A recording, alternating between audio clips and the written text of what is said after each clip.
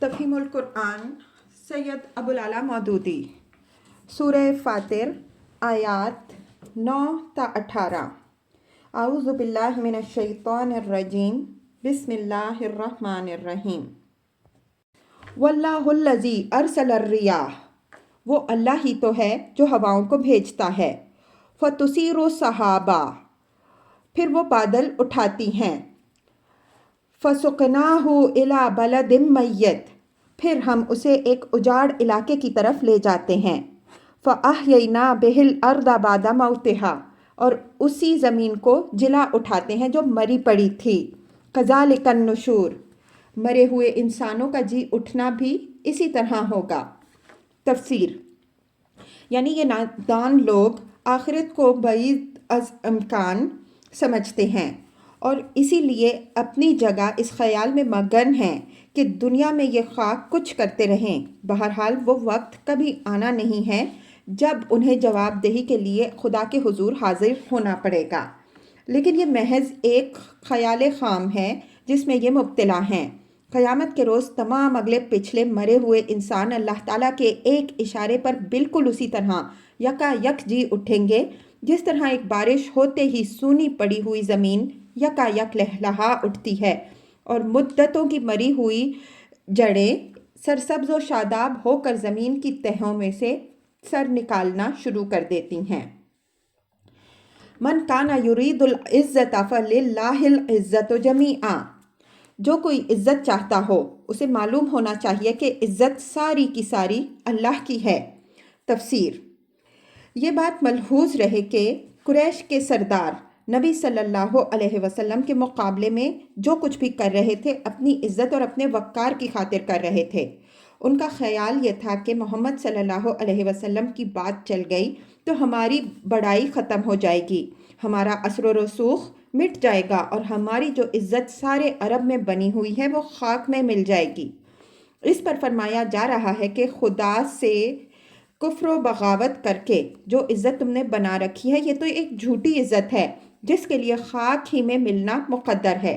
حقیقی عزت اور پائیدار عزت جو دنیا سے لے کر عقبہ تک کبھی ذلت آشنا نہیں ہو سکتی، صرف خدا کی بندگی میں ہی میسر آ سکتی ہے۔ اس کے ہو جاؤ تو وہ تمہیں مل جائے گی اور اس سے منہ موڑو گے تو ذلیل و خوار ہو کر رہو گے۔ الیہ یصعد الکلمۃ الطیب والعمل الصالح یرفعہ، اس کے ہاں جو چیز اوپر چڑھتی ہے وہ صرف پاکیزہ قول ہے اور عمل صالح اس کو اوپر چڑھاتا ہے۔ تفسیر، یہ ہے عزت حاصل کرنے کا اصل ذریعہ۔ اللہ کے ہاں جھوٹے اور خبیث اور مفسدانہ اقوال کو کبھی عروج نصیب نہیں ہوتا۔ اس کے ہاں تو صرف وہ قول عروج پاتا ہے جو سچا ہو، پاکیزہ ہو، حقیقت پر مبنی ہو اور جس میں نیک نیتی کے ساتھ ایک صالح عقیدے اور ایک صحیح طرز فکر کی ترجمانی کی گئی ہو۔ پھر جو چیز ایک پاکیزہ کلمے کو عروج کی طرف لے جاتی ہے وہ قول کے مطابق عمل ہے۔ جہاں قول بڑا پاکیزہ ہو مگر عمل اس کے خلاف ہو وہاں قول کی پاکیزگی ٹھٹھر کر رہ جاتی ہے۔ محض زبان کے بھاگ اڑانے سے کوئی کلمہ بلند نہیں ہوتا، اسے عروج پر پہنچانے کے لیے عمل صالح کا زور درکار ہوتا ہے۔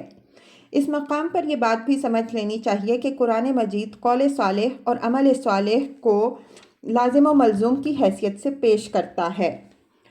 کوئی عمل محض اپنی ظاہری شکل کے اعتبار سے صالح نہیں ہو سکتا جب تک اس کی پشت پر عقیدہ صالح نہ ہو، اور کوئی عقیدہ صالحہ ایسی حالت میں معتبر نہیں ہو سکتا جب تک کہ آدمی کا عمل اس کی تائید و تصدیق نہ کر رہا ہو۔ ایک شخص اگر زبان سے کہتا ہے کہ صرف اللہ وحدہ لا شریک کو میں معبود مانتا ہوں مگر عملاً وہ غیر اللہ کی عبادت کرتا ہے تو اس کا یہ عمل اس کے قول کی تکذیب کر دیتا ہے۔ ایک شخص اگر زبان سے کہتا ہے کہ میں شراب کو حرام مانتا ہوں مگر عملاً وہ شراب پیتا ہے تو اس کا محض قول نہ خلق کی نگاہ میں مقبول ہو سکتا ہے نہ خدا کے ہاں اسے کوئی قبولیت نصیب ہو سکتی ہے۔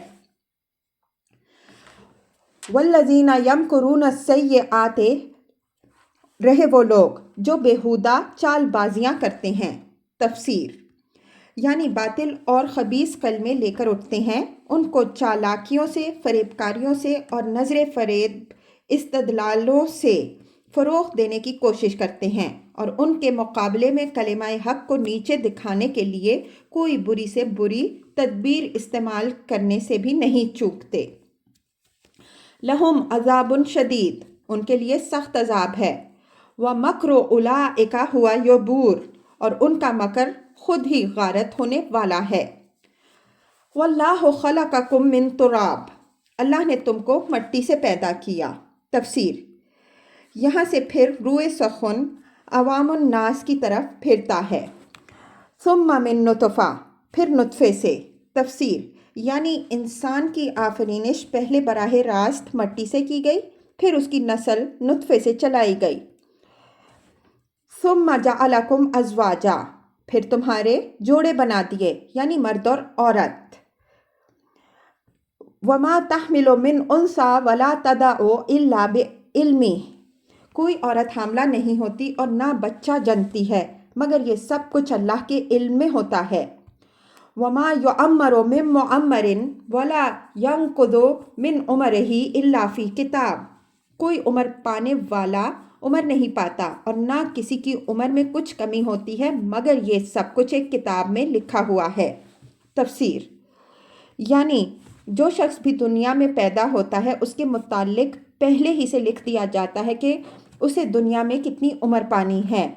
کسی کی عمر دراز ہوتی ہے تو اللہ کے حکم سے ہوتی ہے، چھوٹی ہوتی ہے تو وہ بھی اللہ کے فیصلے کی بنا پر ہوتی ہے۔ بعض نادان لوگ اس کے جواب میں یہ استدلال پیش کرتے ہیں کہ پہلے نوزائیدہ بچوں کی موتیں بکثرت واقع ہوتی تھیں اور اب علم طب کی ترقی نے ان اموات کو روک دیا ہے، اور پہلے لوگ کم عمر پاتے تھے، اب وسائل علاج بڑھ جانے کا نتیجہ یہ ہوا ہے کہ عمریں طویل ہو جاتی ہیں۔ لیکن یہ دلیل قرآن مجید کے اس بیان کی تردید میں صرف اس وقت پیش کی جا سکتی ہے جبکہ کسی ذریعے سے ہم کو یہ معلوم ہو جاتا ہے کہ اللہ تعالیٰ نے فلاں شخص کی عمر مثلاً 2 سال لکھی تھی اور اب ہمارے طبی وسائل نے اس میں 1 دن کا اضافہ کر دیا۔ اس طرح کا کوئی علم اگر کسی کے پاس نہیں ہے تو وہ کسی معقول بنیاد پر قرآن کے اس ارشاد کا معارضہ نہیں کر سکتا۔ محض یہ بات کہ اعداد و شمار کی روح سے اب بچوں کی شرح اموات گھٹ گئی ہے یا پہلے کے مقابلے میں اب لوگ زیادہ عمر پا رہے ہیں، اس امر کی دلیل نہیں ہے کہ انسان اب اللہ تعالیٰ کے فیصلوں کو بدلنے پر قادر ہو گیا ہے۔ آخر اس میں کیا عقلی استبعاد ہے کہ اللہ تعالیٰ نے مختلف زمانوں میں پیدا ہونے والے انسانوں کی عمریں مختلف طور پر مقرر فرمائیں، اور یہ بھی اللہ عز و جل ہی کا فیصلہ ہو کہ فلاں زمانے میں انسان کو فلاں امراض کے علاج کی قدرت عطا کی جائے اور فلاں دور میں انسان کو بقائے حیات کے فلاں ذرائع بخشے جائیں۔ ان ذالک علی اللہ یسیر، اللہ کے لیے یہ سب بہت آسان کام ہے۔ تفسیر یعنی اتنی بے شمار مخلوق کے بارے میں اتنا تفصیلی علم اور فرد فرد کے بارے میں اتنے مفصل احکام اور فیصلے کرنا اللہ کے لیے کوئی دشوار کام نہیں ہے۔ وما یستوی البحران، اور پانی کے 2 ذخیرے یکساں نہیں ہو سکتے۔ تفسیر یعنی ایک وہ ذخیرہ جو سمندروں میں ہے، دوسرا وہ ذخیرہ جو دریاؤں، چشموں اور جھیلوں میں ہے۔ ھذا عذب فرات سائغ شرابہ وھذا ملح اجاج، ایک میٹھا اور پیاس بجھانے والا ہے، پینے میں خوشگوار، اور دوسرا سخت کھاری کہ حلق چھیل دے۔ وَمِن كُلٍّ تَأْكُلُونَ لَحْمًا طَرِيًّا وَتَسْتَخْرِجُونَ حِلْيَةً تَلْبَسُونَهَا، مگر دونوں سے تم تر و تازہ گوشت حاصل کرتے ہو اور پہننے کے لیے زینت کا سامان نکالتے ہو۔ تفسیر یعنی آبی جانوروں کا گوشت، اور یعنی موتی، مونگے اور بعض دریاؤں سے ہیرے اور سونا۔ وَتَرَى الْفُلْكَ، اور اسی پانی میں تم دیکھتے ہو کشتیاں، فِيهِ مَوَاخِرَ لِتَبْتَغُوا مِنْ فَضْلِهِ وَلَعَلَّكُمْ تَشْكُرُونَ کہ اس کا سینہ چیرتی جا رہی ہیں تاکہ تم اللہ کا فضل تلاش کرو اور اس کے شکر گزار بنو۔ یولج اللیل فی النہار ویولج النہار فی اللیل، وہ دن کے اندر رات کو اور رات کے اندر دن کو پروتا ہوا لے آتا ہے۔ تفسیر، یعنی دن کی روشنی آہستہ آہستہ گھٹنی شروع ہوتی ہے اور رات کی تاریکی بڑھتے بڑھتے آخر کار پوری طرح چھا جاتی ہے۔ اسی طرح رات کے آخر میں پہلے افق پر ہلکی سی روشنی نمودار ہوتی ہے اور پھر رفتہ رفتہ روز روشن نکل آتا ہے۔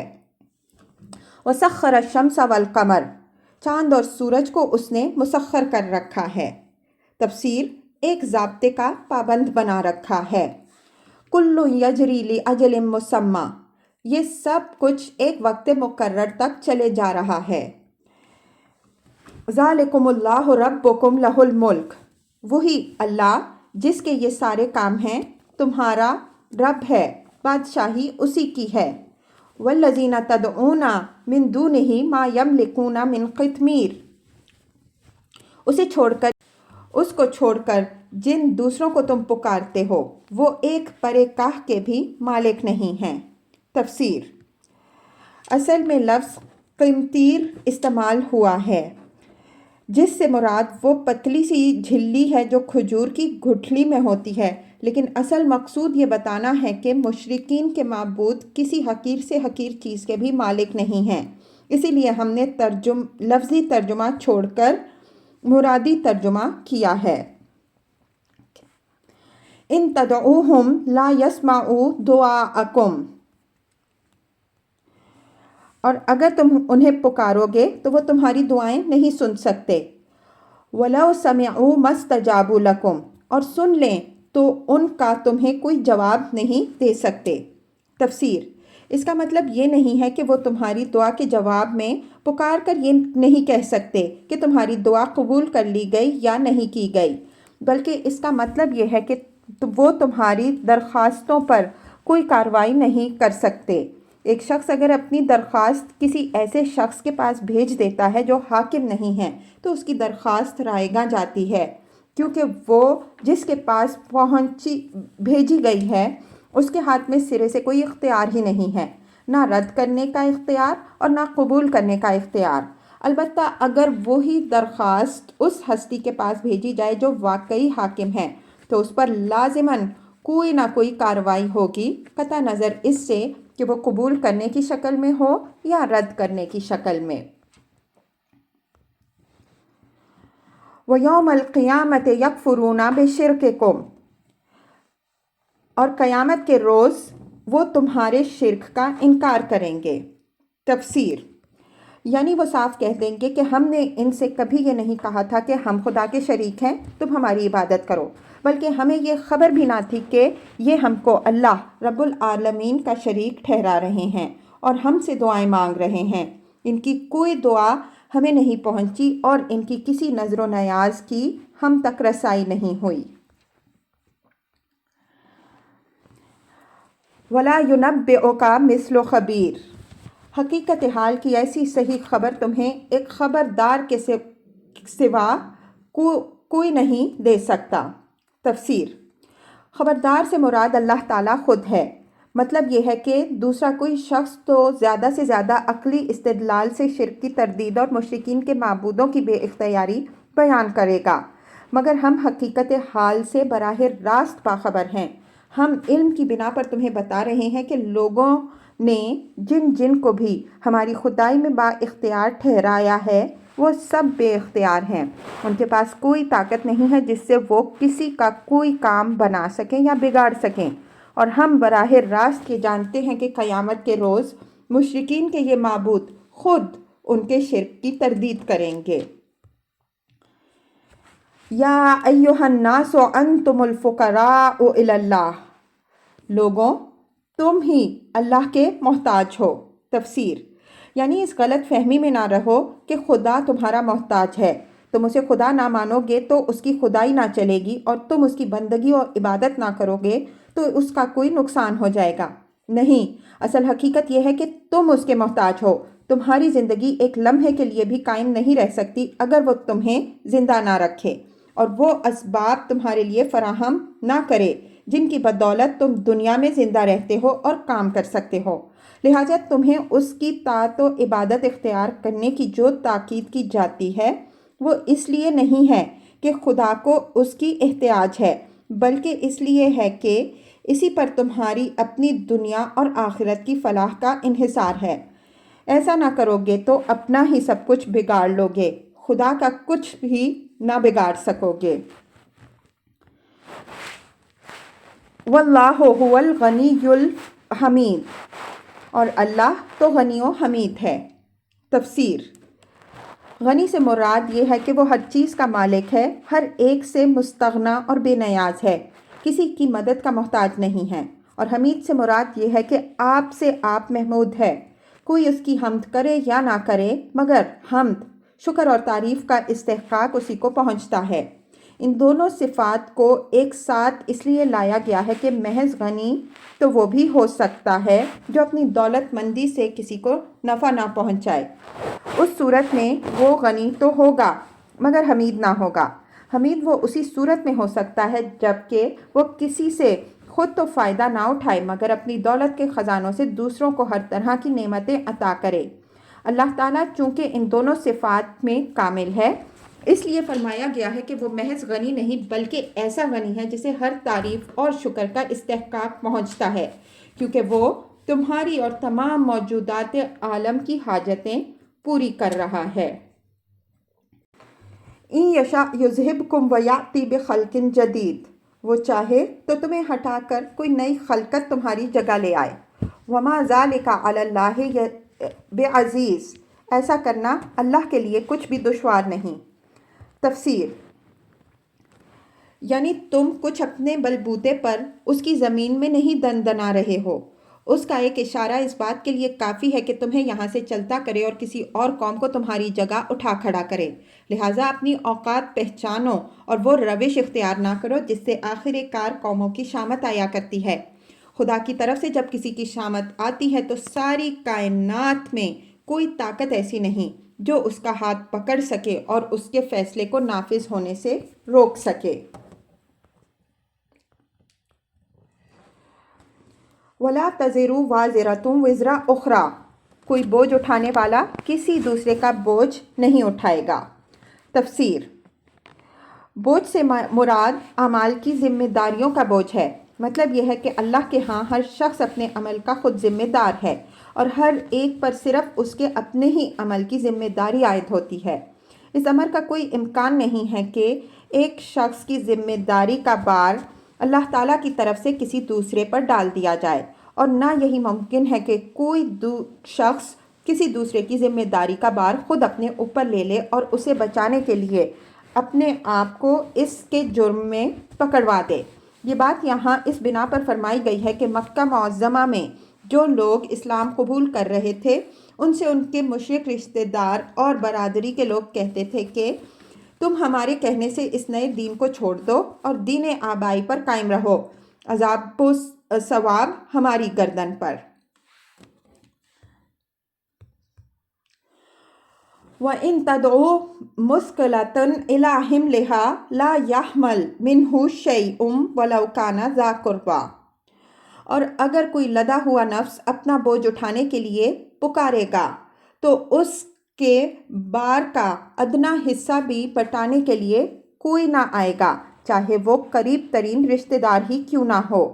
تفسیر: اوپر کے فقرے میں اللہ کے قانون عدل کا بیان ہے کہ وہ ایک کے گناہ میں دوسرے کو نہ پکڑے گا بلکہ ہر ایک کو اس کے اپنے ہی گناہ کا ذمہ دار ٹھہرائے گا۔ اور اس فقرے میں یہ بتایا گیا ہے کہ جو لوگ آج یہ بات کہہ رہے ہیں کہ تم ہماری ذمہ داری پر کفر و معصیت کا ارتکاب کرو، قیامت کے روز ہم تمہارا بار گناہ اپنے اوپر لے لیں گے، وہ دراصل محض ایک جھوٹا بھروسہ دلا رہے ہیں۔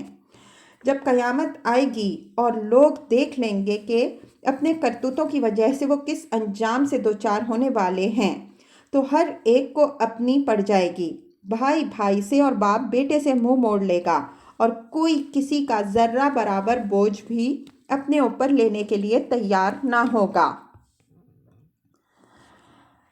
انما تنذر الذین یخشون ربهم بالغیب۔ اے نبی صلی اللہ علیہ وسلم، تم صرف انہی لوگوں کو متنبع کر سکتے ہو جو بے دیکھے اپنے رب سے ڈرتے ہیں۔ وَأَقَامُوا الصَّلَاةَ اور نماز قائم کرتے ہیں۔ تفسیر: الفاظ دیگر ہٹ دھرم اور ہیکٹر لوگوں پر تمہاری تنبیہات کارگر نہیں ہو سکتیں۔ تمہارے سمجھانے سے تو وہی لوگ راہ راست پا سکتے ہیں جن کے دل میں خدا کا خوف ہے اور جو اپنے مالک حقیقی کے آگے جھکنے کے لیے تیار ہیں۔ وَمَن تَزَكَّىٰ فَإِنَّمَا يَتَزَكَّىٰ لِنَفْسِهِ، جو شخص بھی پاکیزگی اختیار کرتا ہے اپنی ہی بھلائی کے لیے اختیار کرتا ہے۔ وَإِلَى اللَّهِ الْمَصِيرُ، اور پلٹنا سب کو اللہ ہی کی طرف ہے۔